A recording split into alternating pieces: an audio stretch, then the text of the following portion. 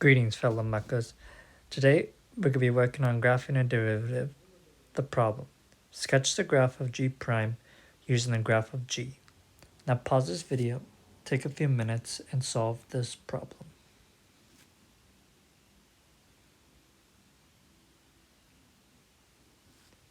Welcome back. Hopefully you were able to solve this problem. Now, let's work on it together. So, to graph g prime using the graph of g, let's first find where we have a slope of 0. So we can break the graph into segments. We are increasing up to -3, then the slope is going to be 0 at -3. At -1, it's going to be decreasing into -1, and then we are increasing until 1.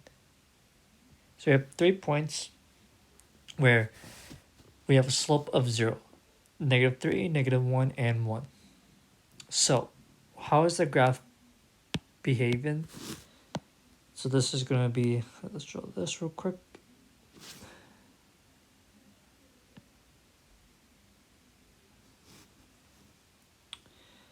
So let's do this, -1.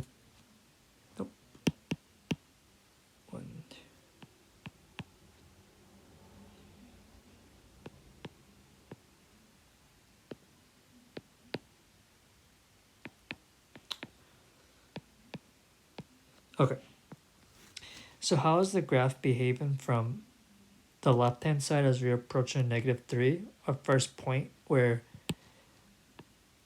our slope becomes 0, but we are positive. So we're going to be in the positive, we're going to be above 0 on the y-axis in our derivative, but we are going to be decreasing down to -3. So what is this going to look like?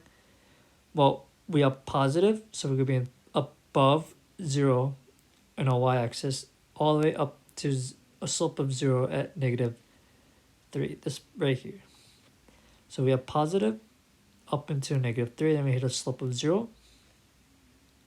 And then we're going to be decreasing until the next section from -3 to -1. We are decreasing, our slope is negative, so it could be in the negative section in our y. We're going to be below 0, and we're going to be decreasing until -1. So we decreasing into -1, so we're in the below 0. And then from -1 to 1, we are increasing again. So we're going to be in the positive, we're going to be above 0 in our derivative graph up until 1. So we are increasing, we're up until 1. So right here. And now the final portion, we are now decreasing on the right hand side until infinity, essentially. We're now decreasing, so we're going to be in the negative portion, or we're going to be below 0 in terms of our y in our derivative or g prime graph. So this is what y equal to g prime of x is going to look like. And that is how you graph g prime from a graph of g. I hope this video helped.